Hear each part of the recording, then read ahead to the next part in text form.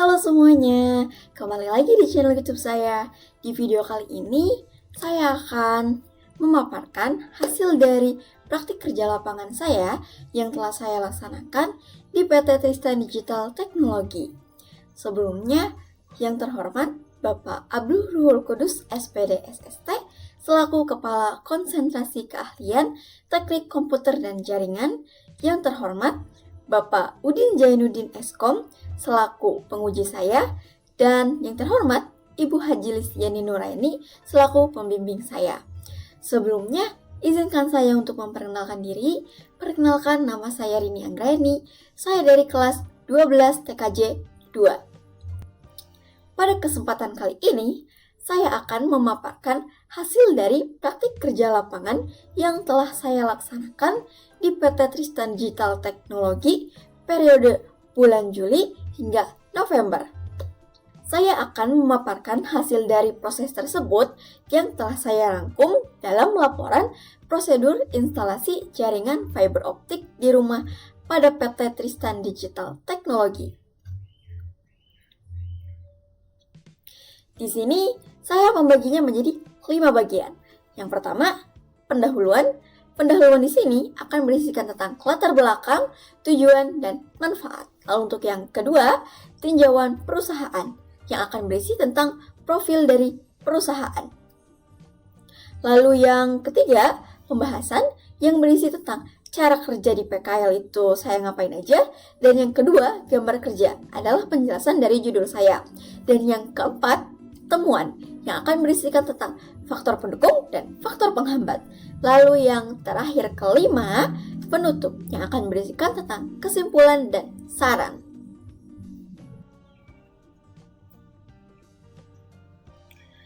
Pada bagian pertama, yaitu pendahuluan, latar belakang. Jadi apa sih praktik kerja lapangan itu? Praktik kerja lapangan atau PKL adalah kegiatan pembelajaran di dunia industri atau dunia kerja yang dilakukan oleh siswa SMK untuk menerapkan ilmu yang dipelajari di sekolah, yang tujuannya itu untuk memberikan pengalaman langsung di dunia industri yang relevan dengan kompetensi siswa. Hal ini tuh ngebantu siswa mempersiapkan diri menghadapi dunia kerja yang kompetitif. PKL ini juga tuh mempererat hubungan antara sekolah dan juga dunia industri, serta membantu menyesuaikan materi pembelajaran dengan perkembangan zaman, menjadikan siswa siap kerja dengan kompetensi yang lebih tinggi. Lalu, ada tujuan dan manfaat dari praktik kerja lapangan. Yang pertama, untuk tujuannya, melalui praktik kerja lapangan ini tuh, siswa akan memperluas pemahaman mereka tentang dunia kerja dan menjadi lebih siap untuk menghadapinya setelah lulus. Lalu untuk manfaatnya, menyediakan kesempatan kepada siswa untuk melatih keterampilan-keterampilan manajemen dalam situasi lapangan yang aktual. Hal ini penting dalam rangka belajar menerapkan teori, konsep, atau prinsip yang telah dipelajari sebelumnya. Lalu, pada bagian kedua, yaitu tinjauan perusahaan, saya ini melaksanakan PKL selama 5 bulan di PT Tristan Digital Teknologi yang beralamat di sini. Perusahaan ini tuh bergeraknya di bidang penyedia layanan internet atau Internet Service Provider. Nah, berdirinya di bulan Desember tahun 2022. Tapi sebelumnya nggak ada nama PT Tristan Digital Teknologi, karena mereka ini tuh bergabung dengan Sima Bahtera di bulan September tahun 2022. Namun, seiring berjalannya waktu serta permintaan dari beberapa masyarakat sekitar, mereka ini tuh memutuskan untuk membuat usaha sendiri, membangun usaha sendiri dengan nama dagang yaitu PT Tristan Digital Teknologi yang menyediakan paket layanan broadband home dan ada juga SOHO dan bisnis. Kalau untuk broadband home itu yang seperti pada umumnya di 10 Mbps, 15 Mbps, 20 Mbps, dan 30 Mbps serta yang lainnya. Sedangkan untuk yang SOHO dan bisnis ini tuh di 100 Mbps sekian dan 500 Mbps juga ada. Lalu untuk visi misinya apa aja sih? Nah, visi misinya itu ada 3. Yang pertama, menjadi yang terdepan dalam industri teknologi informasi dan komunikasi dengan pelayanan yang handal dan terpercaya. Lalu untuk yang kedua, menghadirkan solusi dan inovasi dengan memanfaatkan perkembangan teknologi. Dan yang ketiga, menyajikan layanan prima dalam setiap produk dan jasa bagi kepuasan pelanggan. Lalu, di sini ada struktur organisasi dari PT Tristan Digital Technology. Untuk yang pertama, ada pimpinan dan NOC-nya, yaitu NOC itu singkatan dari Network Operation Central ya. Beliau ini pimpinan sekaligus yang mengatur di balik layar. Namanya itu Bapak Hilman Yuda Buana Mardiansyah Eskom. Lalu di bawahnya ada direktur utama yaitu Ibu Putri Andina Eskom. Dan di bawahnya ada manajer teknis, manajer pemasaran, dan manajer keuangan. Kita ke sebelah manajer teknis dulu.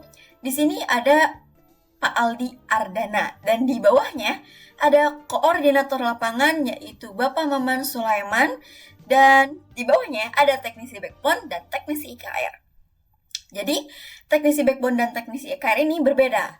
Karena teknisi backbone biasanya kerja di malam hari dan itu nggak setiap hari. Mereka itu diperlukan memang kalau ada jadwal-jadwal tertentu ketika akan melakukan backbone. Kalau untuk teknisi IKR adalah teknisi instalasi kabel rumah. Nah, mereka ini kerjanya itu melakukan pemasangan, perbaikan, maintenance. Di sini untuk teknisi backbone, yang pertama itu ada Kakak Abdurrahman Sujana, lalu Kakak Muhammad Rafliana, dan ada Kakak Riko Dwi Susanto, dan yang terakhir ada Kakak Rama. Untuk teknisi KR hanya ada 2. Yang pertama itu Kakak Abdurrahman Sujana, dan yang kedua ada Kakak Baramiada. Untuk manajer pemasaran, di sini ada Bapak Rian Praditya Herdiana SM. Dan untuk manajer keuangan, itu ada Pak Boni Cahyana Sarjana Hubungan Internasional. Dan di bawahnya ada admin. Admin ini tuh kayak kasir lah. Jadi dia ini yang billing. Admin itu billing. Jadi nanti saat ada proses pembayaran langsung di kantor, nah sama beliau lah langsung.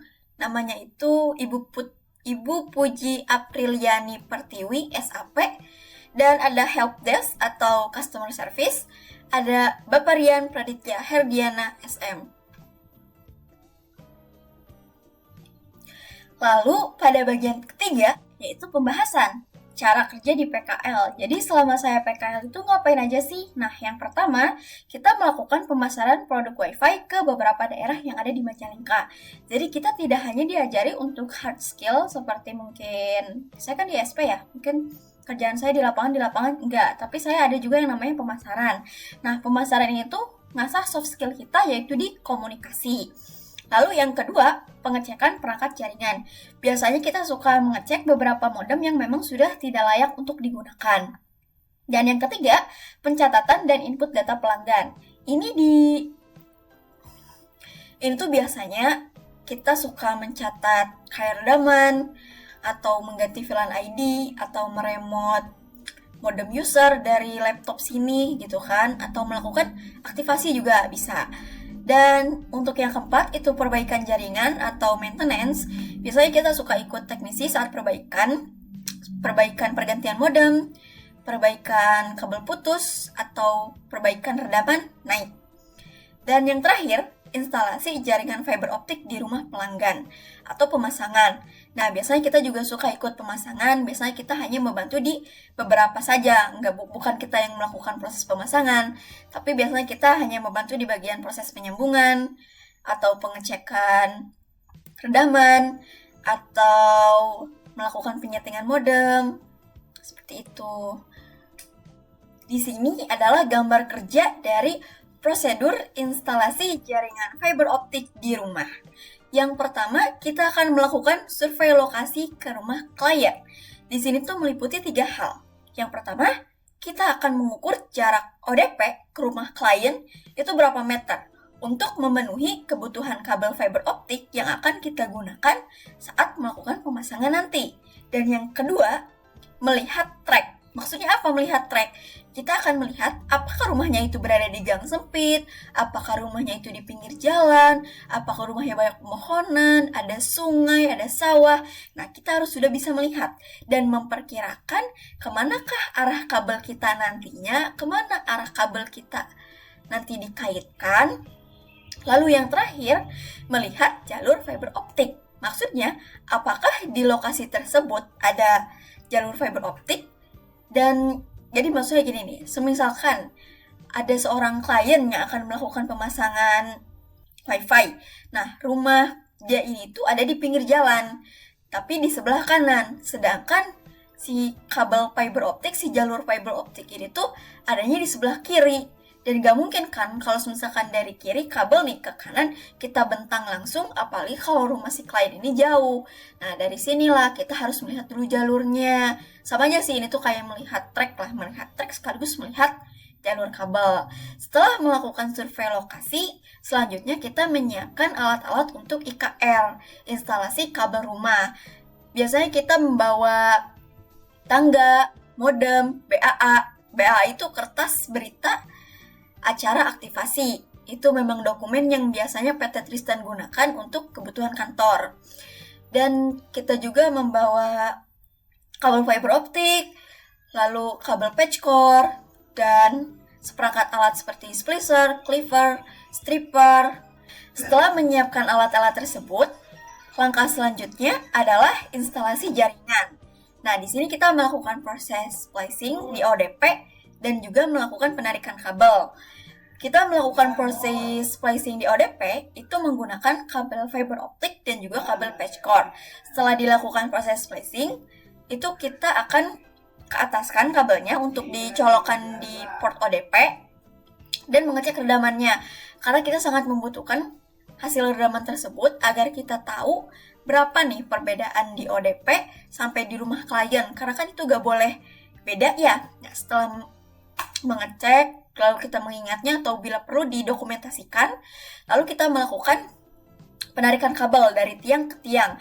Bila mana kabel yang kita bawa itu ternyata kurang, nah, maka kita harus melakukan penyambungan core to core, kabel fiber optik dengan kabel fiber optik. Di sini ada ya, menyambung perbagian kabel di beberapa bagian. Dan di sini tuh harus dilakukan dengan hati-hati dan juga benar. Karena apa? Karena agar tidak terlalu merusak keredaman nanti di akhir. Dan setelah melakukan proses penyambungan core to core, langkah selanjutnya adalah melakukan penarikan lagi hingga sampai di rumah klien. Setelah sampai di rumah klien, kita melakukan proses penyambungan lagi menggunakan kabel fiber optik dan kabel patch core.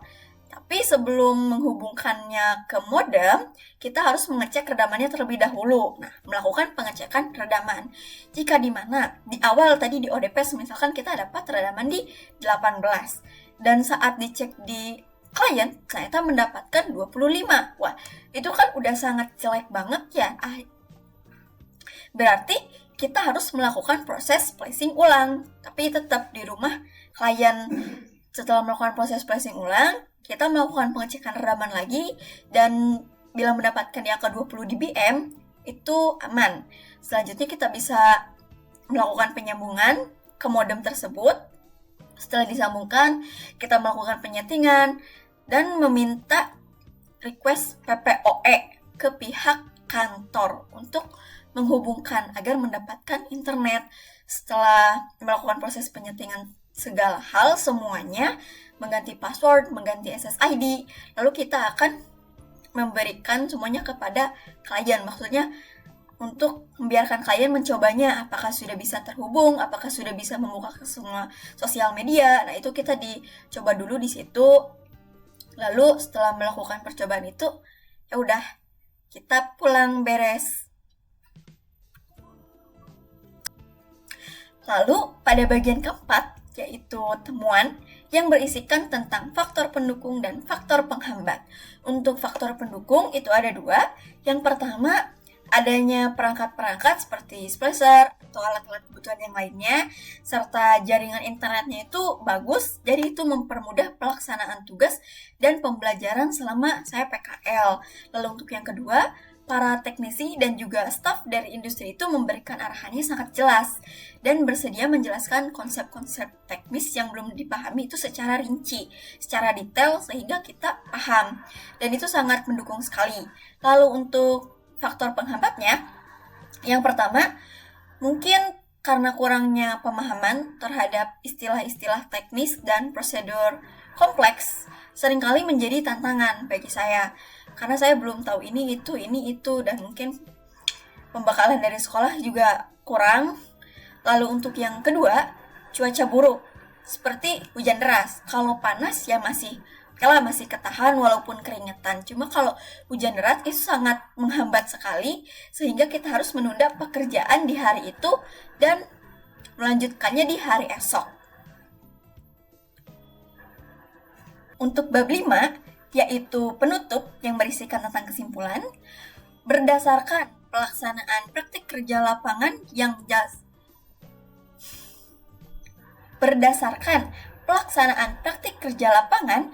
telah saya laksanakan selama 5 bulan, saya memperoleh pengalaman kerja nyata yang sangat bermanfaat.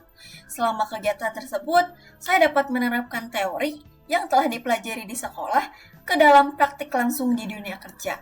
Melalui PKL ini, saya mampu meningkatkan keterampilan teknis, kemampuan manajemen, serta sikap kerja seperti disiplin, terus tanggung jawab, dan kerjasama.